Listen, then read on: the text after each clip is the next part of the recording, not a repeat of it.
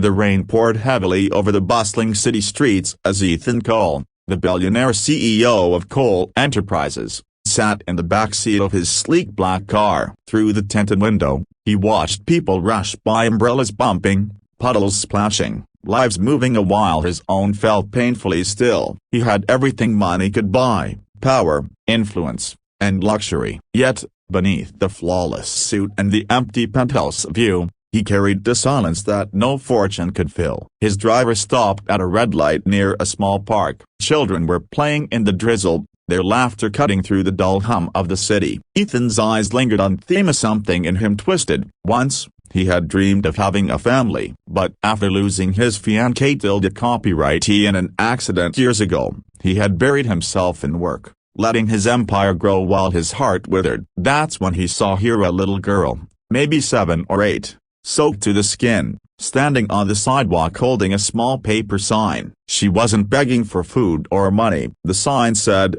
"Looking for a dad for one day." Ethan blinked, thinking it was some sort of prank, but the girl's expression was sincerely innocent, yet heartbroken. His driver noticed too. "Should I keep going, sir?" Ethan hesitated. Something deep inside told him not to look away this time. Number. Stop the car. He stepped out, the rain soaking his expensive coat. The little girl looked up at him, startled, her big brown eyes filled with a mix of fear and hope. "Hello," Ethan said gently. "What's this about?" She clutched a crumpled $50 bill in her tiny hand and held it out to him. "Please, sir, a broken bar, here's $50. I just need a dad for one day. I can pay you. I don't have much, but it's all I have." Ethan froze. He'd been offered millions for his time here, but never something so small, yet so powerful. "A dad?"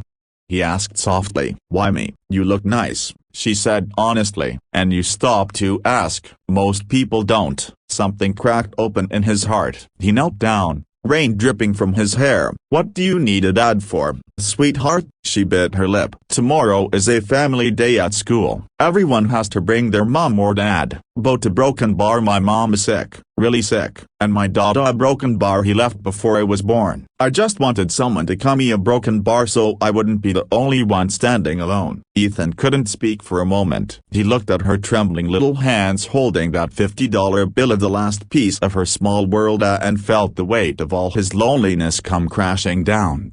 "What's your name?" he asked. "Leela," she said softly. He smiled faintly. "Well, Leela, you can keep your money, but if you'll let me, I'd be honored to be your dad for a day." Her eyes lit up with disbelief. "Really, really?" The next morning, Ethan found himself doing something he hadn't done in years: smiling for real. He wore casual clothes for once, bought the small stuffed bear, and arrived at a modest apartment on the east side of town. Leela's mother, pale but kind-eyed, greeted him from a worn-out couch. "Mr. Cole, thank you," she whispered weakly. "I don't know why you're doing this, but a broken bar, you've made her so happy." Ethan looked around the tiny home, its walls filled with drawings and hope despite poverty. "No," he said quietly, "she's doing something for me too." At the school, children arrived with their parents holding hands, laughing, taking pictures. Leela clung to Ethan's arm proudly. "That's my dad," she told her teacher with pure joy. The words hit Ethan harder than he expected. He didn't correct her. During the activities,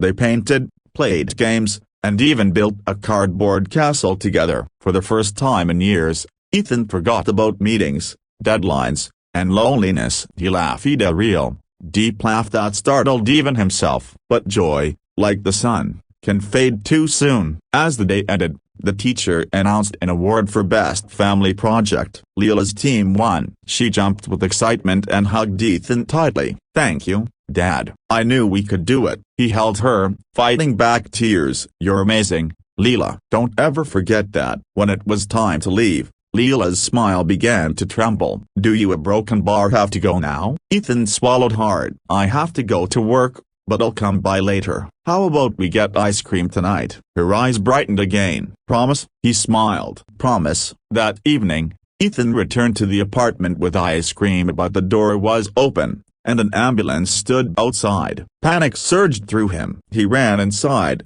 Paramedics were carrying Leela's mother out on a stretcher. Leela was sitting on the floor, crying. "Mommy won't wake up.